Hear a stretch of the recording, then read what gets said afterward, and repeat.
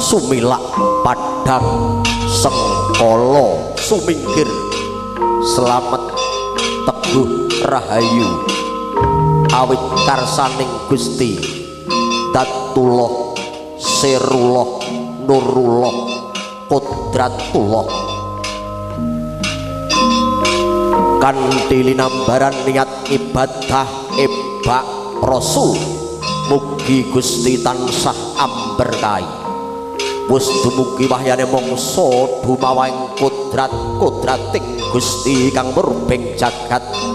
lah punika toh warnane tumuruning wahyu judu sejati sinandang wong bagus andika medianto dalasan diah ayu Mei Lupitasari ya ing kono ing sasana panggih sangandhaping punang taruk pinanganten apagut tinggal kumlawe astanipun sami balang gantal kang winastan gundang kasih gundang tutur apa to wujuding punang gantal sanyata gantal dumadi saking sedah ya suruh lininting tinali lawe wenang warna seta suruh lamun dinuluse jilumah lawan kurpenang lamun ginigit padha rasane najan to kang sajuga priya kang sajuga wanita karana bangkit manunggalaken cipta rasa budi mangkarasanira pinesti dadi jatu kramanira dongkap adicara pidak wiji dadya pidak tigan kawistara wong bagus andika kepareng jumangkah amidak punang tigan ya punang endhog punangan tiga tinapa ing padha del pecah sanalika pecahing antiga daya-daya diah ayu Mei Lupitasari anjengku kepareng amiji isamparan ingkang raka garma kang winastan adicara Ranupada pecahing punang tigan minangka lambang riwusnya jejuduhan mugi pinanganten enggal kaparingan putra ya wiji lestari kang bangkit soleh lan solehah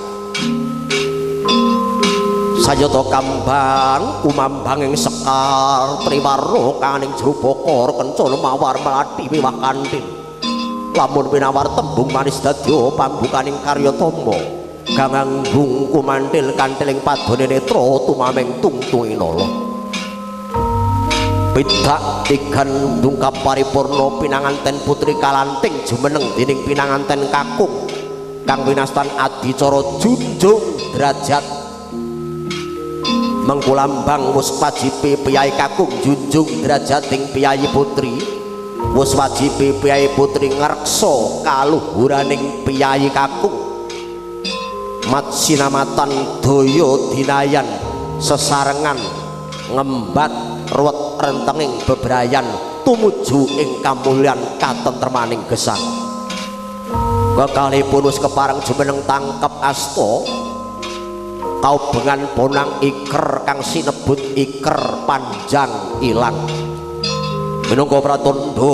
wis kineker janji suci minengku kodrating ilahi manunggaling sifat jalu lan putri muga dadi lantaraning tumuwuh babar tangkar tumangkaring wiji sejati punang iker kang dumadi saking jalur minangka perlambang ya sejane nur kang sejati tekaning lahir tekaning judu tumibaning pesti amung winangku kodrating ilahi iker minangka wadhahing ulu pawetu bumi blungun minangka pratandha mugi anggenipun jejuduhan pinanganten tansah kinembung murah sandang murah pangan tinenggan rejeki kathah berkah tur barokah datan kantung kaubengan ponang toya wening kang wijil saking kendi kesmo minangka pratandha mugi wening penggalih ira pinanganten salwering tumindak pakarti tansah linambaran tirtaning kawicaksanan nalikaning sampun ndonga paripurna upacara panggih kembar mayang kaliru minangka pratandha loro-lorone atunggal wis nyawiji linambaran tresna kang suci kepareng pinanganten putri angubengi pinanganten kakung rambah kaping 3 buntas nedaken bilih gesangipun titah ing Madyapada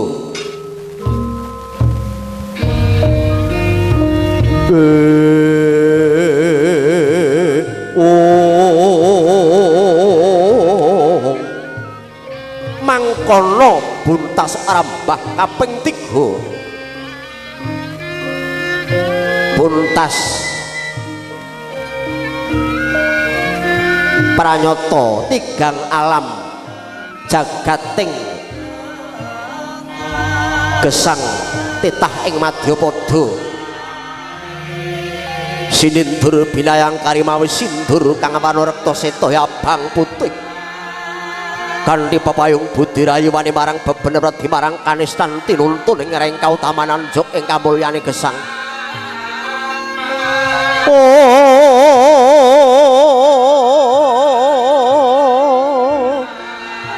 alon lumaksana datan wigah wigih datan mangu-mangu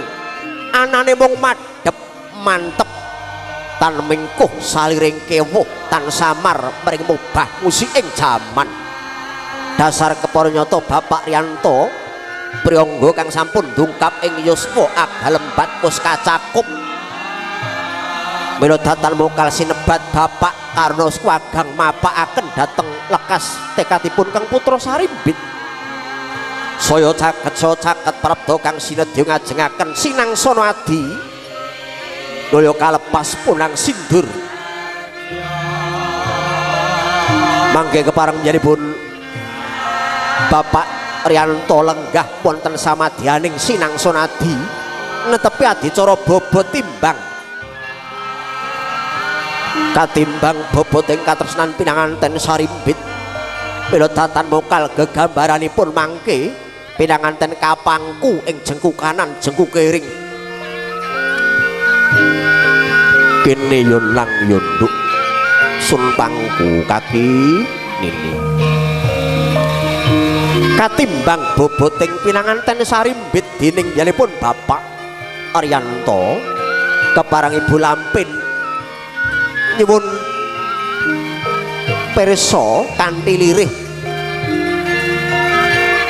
kados pundi ramane bobotipun putra dalem ramane boboting putramu timbang bune ora ana bedane putra mantu putrane dhewe Seksenana bocah sakloro niki bakal tak gluwenthah timbang bune inggih ramane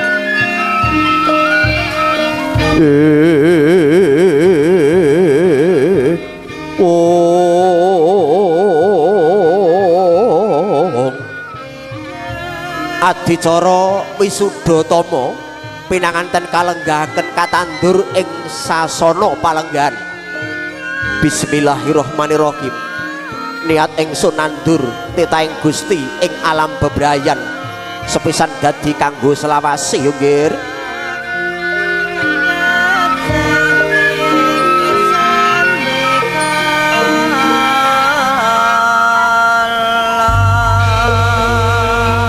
Sagung menenggah